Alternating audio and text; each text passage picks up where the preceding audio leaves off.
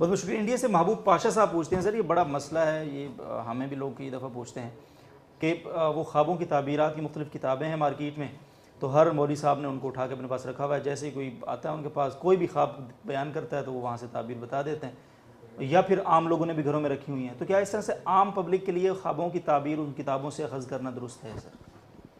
دیکھیں، خوابوں کی تعبیر کا جو یہ علم ہے، یہ کوئی سلیبس اس کا یا کوئی نصاب نہیں ہے کہ کوئی بھی اٹھے اور وہ کہہ کہ میں نے چونکہ وہ سلیبس پڑھا بھی، وہ بھی چیز ہے.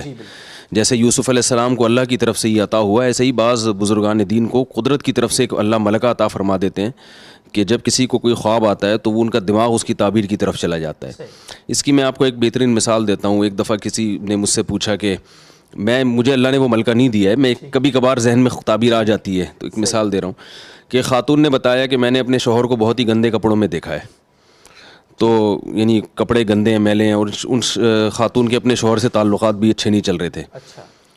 تو میں نے ان کو تعبیر بتائی، ان کا یہ خیال تھا کہ میرا شوہر گندا ہے. تو میرا ذہن اس طرف چلا گیا، میں نے کہا آپ کے شوہر کے کپڑے گندے ہیں تو اللہ نے قرآن میں کہا ہے کہ میاں بیوی ایک دوسرے کا لباس ہیں، تو آپ کے شوہر کا لباس تو آپ ہو. تو تعبیر یہ ہے کہ مجھے ایسا لگتا ہے کہ آپ اپنے حقوق میں کوتاہی کر رہی ہیں، یعنی شوہر کے حقوق میں آپ کی طرف سے گڑبڑ ہو رہی ہے.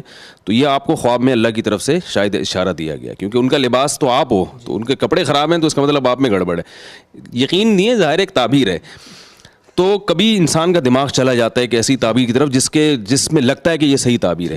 یہ کتابوں سے نہیں ہے، کتابوں میں لگی بندی چیزیں ہوتی ہیں، یہ دیکھ لیا تو یہ مطلب ہے. حالانکہ ایک ہی چیز ایک کے حق میں اس کی تعبیر کچھ اور ہوگی. وہی چیز جب کسی دوسرے کو آ رہی ہے خواب میں تو اس کی تعبیر، مثال کے طور پر آپ کسی کے بھی کپڑے گندے دیکھیں تو یہ مطلب نہیں کہ اس کی بیوی خراب ہے. این ممکن ہے اللہ نے دکھایا میلا آدمی ہے اس سے ذرا دور رہو، ٹھیک. اور یہ بھی ممکن ہے وہ میلا نہ ہو، اس کے میلے پن کا تعبیر الٹی ہو بالکل. تو کتابوں سے یہ چیزیں نہیں ہوتی، یہ ایک وہبی چیز ہے، قدرت کی طرف سے ایک عطا ہوتی ہے.